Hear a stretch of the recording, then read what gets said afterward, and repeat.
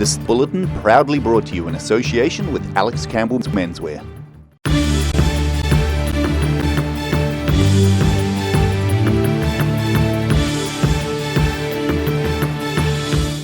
Tonight on the South Today, a giant skyscraper designed in Dunedin could soon be towering over the skyline in a major city in southern China.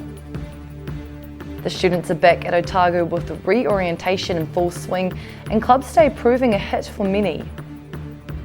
And a new football academy teaching children to play like professionals has kicked off in Queenstown and Arrowtown.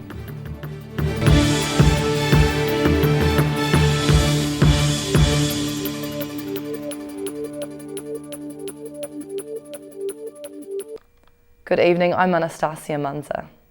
A giant skyscraper designed in Dunedin could soon be towering over the skyline in a major city in southern China. The 85-storey Lilium Tower has been designed at Dunedin's architecture Van Brandenburg, taking 3 months to recreate. It took a team of 8 designers 3 months to design Lilium Tower, a landmark designed in Dunedin and set to rise into the South China skyline over the city of Shenzhen. Lilium Tower is a tower that we proposed for the city of Shenzhen. It runs along the harbour and along the waterfront and represents a mixed-use building containing a hotel, apartments and office spaces, as well as creating a podium with a shopping mall below it, access to nearby metro and a sky garden at the top to allow visitors to come and experience 360-degree views of the city. When completed, the 450-metre high 84-floor tower will rank among the tallest buildings in China and be about the 20th tallest in the world. The estimated cost is expected to top $1 billion NZ if it proceeds and is finished by the year 2025. Architecture Van Brandenburg staff are set to have continued involvement, working with the project manager and designer during the construction phase. Damien Van Brandenburg says the building is designed to current environmental considerations. It's a combination of steel and glass facade on a curved profile which allows the wind to travel around it rather than being blocked by it. So it's very much in line with a natural form that will allow for the environment to wrap around it. He says the design has just been delivered to the private client in Shenzhen, who Van Brandenburg can't name just yet. However, he says the client's response is very positive. Damien Van Brandenburg says the client is to review the details before deciding whether to proceed, and then the local body authorities in Shenzhen have to sign off the project. If all goes to plan, construction should begin as soon as next year and could be completed as soon as 2025. This also means that a Dunedin-based company will need to take on more staff in Dunedin and in China. In Dunedin, the South Today. A person received minor injuries in a 3-car crash at a busy central Dunedin intersection yesterday. The collision occurred about 3:45 yesterday afternoon at the traffic lights off the intersection between Stewart Street and London Street. A St John ambulance as well as Fire and Emergency New Zealand attended the accident. A St John spokesman said an injured person was treated at the scene. Otago University students are returning for this semester with the reorientation well underway. Today's Clubs Day with all manner of recreational entertainment is on offer to those considering new ways to use their free time. Thousands of students looking for after-study activities. It's Clubs Day at Otago University, part of reorientation, where students connect with new fellows or get back in touch with classmates they haven't seen since the start of the holidays. So here today we've got about 86 different stalls, and we'll probably be looking at roughly 5,000 different students coming through today to sign up to clubs, hear more information on some of the activities they can do for semester 2. OUSA President James Heath says just under 100 stall holders are housed inside the Link building. The OUSA is one of the organisations there to welcome returning students back, and Heath says this event gives students the opportunity to expand their horizons. Well, I think it's really important to welcome students back after their break, both in terms of events to celebrate the start of the uni semester, but also things like Club Day allows them to start the new semester with some new interests, new hobbies, and really start the new semester with some new vibe, really. The Summer Orientation Clubs Day is held outside with hundreds of organisations taking part. However, at this Clubs Day, the winter sports tables were awash with interested people looking to get amongst it. We're a club of just really enthusiastic skiers and boarders. who put together an organisation to get a bunch of people going out pretty much every weekend to the ski hills. And then we also do like a bunch of social events. It's actually the largest, or one of the largest clubs here at Otago University, and people just get amongst it even if they don't ski because it is such a social atmosphere. Otago Snow Sports Club's committee member Tristan Dryberg says today was busy for them. He says their table at the start of the year was also pretty full on. The start of the year is more of like a social vibe for us, so it's getting to know a lot of the people. We get a lot of internationals involved that are only here for a semester, and then the sign up for us is really big because we have so many exchange students that come through that just were like here for only a semester. They all sign up, and we get a lot of Kiwis that just really want to get amongst the snow, really. Reorientation continues until August 20, with events including a charity fight night this week and an international food festival on the horizon. In Dunedin, the South Today. A 30-year-old man has been charged with murder after a 10-month-old baby was injured yesterday and has now died. Police say the baby was injured in Hukatika before being flown to Christchurch Hospital in a critical condition, but the infant died from his injuries this morning. The 30-year-old man is expected to appear in Christchurch District Court after being charged with murder. Police say they're not able to add anything further as the matter is before the court, but they say they're providing support to the baby's family who have requested privacy. A new football academy teaching children to play like a pro as well as providing opportunities to play in overseas tournaments has kicked off in Queenstown and Arrowtown. Since its launch in May, the Whitmarsh Academy has already more than 170 children taking part in its after-school programs. Building up their skills at football, these Queenstown pupils taking part in an after-school session with Whitmarsh Academy, named after head coach Jamie Whitmarsh. So for me, a good captain would be someone who can help other people, James, right? Not who's the fastest and the best. While each young player is given their own ball to take home and build up skills away from the pitch, Whitmarsh says it's also about having fun as a team. Of course, there's a social element as well. You can see and hear behind you the fun and the interaction they're having with each other. So it's not just a sport, it's a social learning as well. The academy is all about developing children's motor skills while paving a pathway to play at higher level tournaments. Come term 4, we'll be creating an advanced academy for kids who are of the right level and we can take to tournaments in places like Australia and Sweden in the next year or so. Whitmarsh says women's football seems to be flourishing internationally, and it's about half a dozen girls in most Central Lakes suburbs wanting to play football, which is promising for the future. It would be really great for us to keep building on that and develop girls-only teams, and that's the aim. It's a long road. It's not just a challenge for me, it's been a challenge for everyone involved in football, even the local football club. He says he feels indebted to the support from sponsors and volunteer coaches. And I just want to repay that faith and all that support for all the time and effort that people have put in to back me.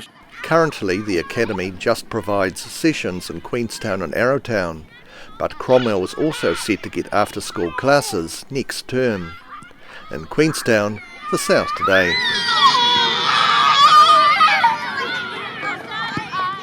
Still to come on the South Today, some information about a disorderly flight full of university students travelling from Sydney to Queenstown, and we take a look at the biennial Dunedin-based gang show.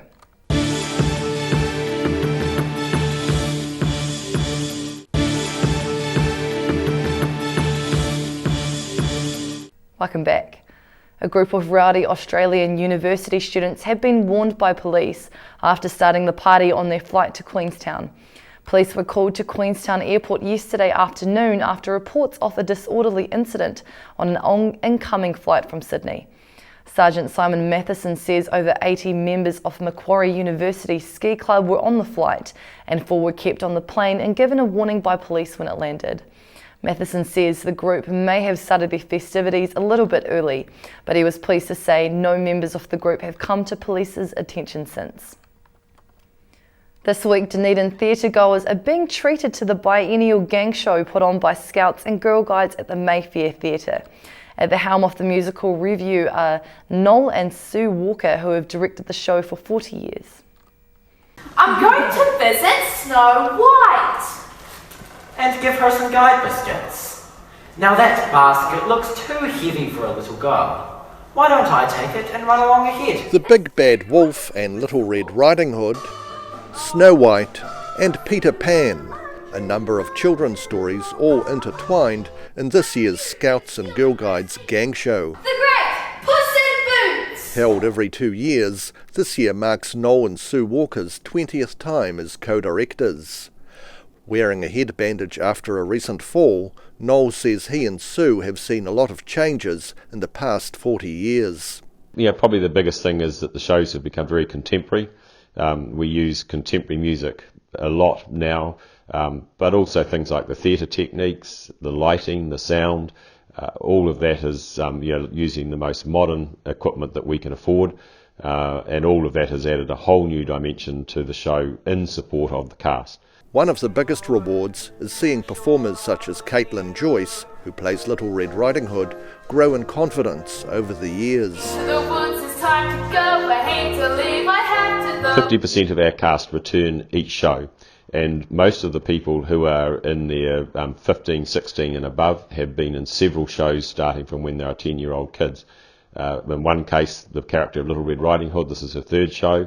She was very quiet in the first two, and now she has flourished and developed into an outstanding singer and performer, and that's a common story.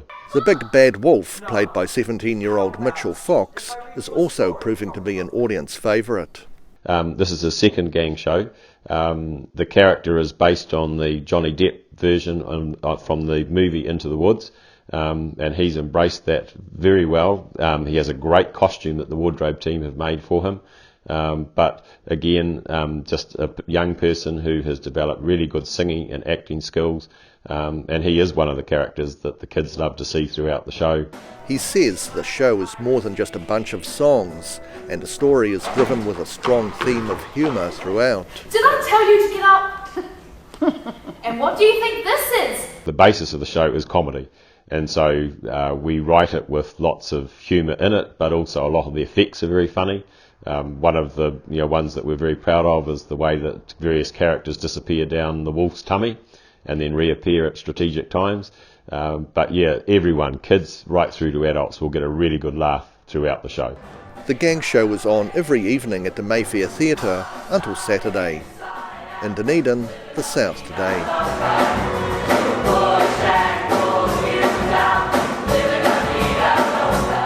After the break on the South Today, a primary school teacher in Alexandra is overcoming mobility obstacles to pursue her love of teaching. And we take a look at tomorrow's ODT and weather.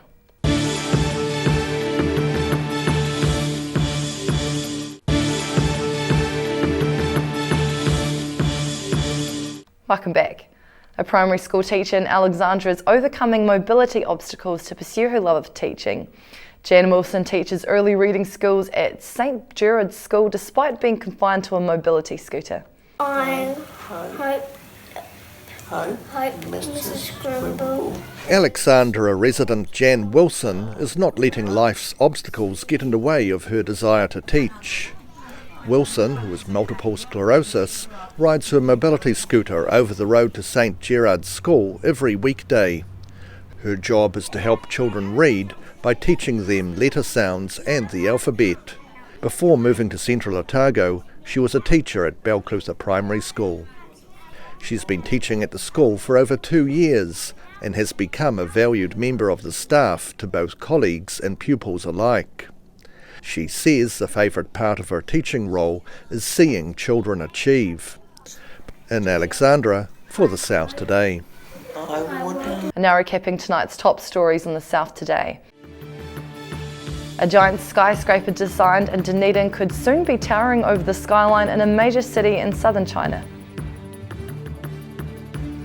The students are back at Otago University with reorientation in full swing, with thousands checking out what's on offer at Clubs Day.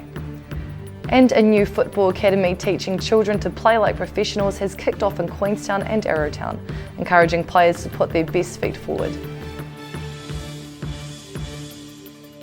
That's all for our news this Wednesday. For the latest news from the southern region, head online to odt.co.nz and follow Channel 39 on Facebook and YouTube. Whakawhetai koe mo te whakauru. Thanks for joining us. Ka kite anō.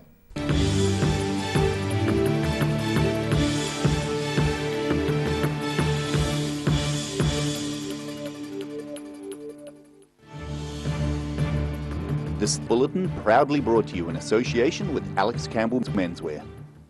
Supporting local content so you can see more of New Zealand on air.